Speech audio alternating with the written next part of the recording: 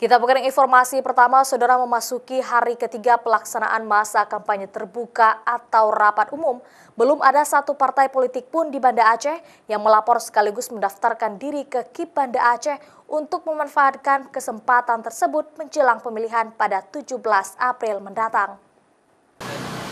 Komisi Independen Pemilihan Kota Banda Aceh telah menetapkan masa kampanye atau rapat umum secara terbuka dimulai pada tanggal 24 Maret hingga 13 April 2019 mendatang. Namun di Banda Aceh memasuki hari ketiga, belum ada satupun partai politik yang memanfaatkan ruang terbuka yang telah disediakan tersebut.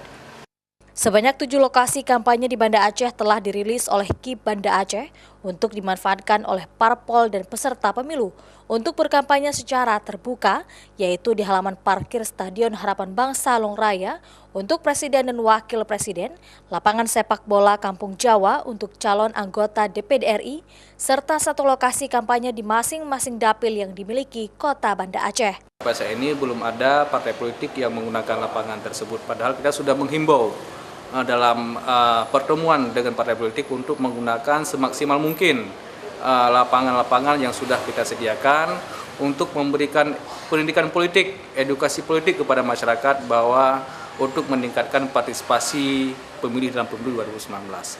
Saat ini para calon anggota legislatif maupun partai politik masing-masing memanfaatkan pertemuan terbatas atau tertutup untuk kampanye.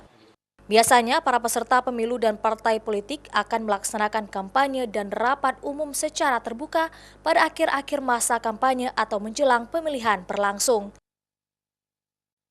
Syahril, Kompas TV, Banda Aceh.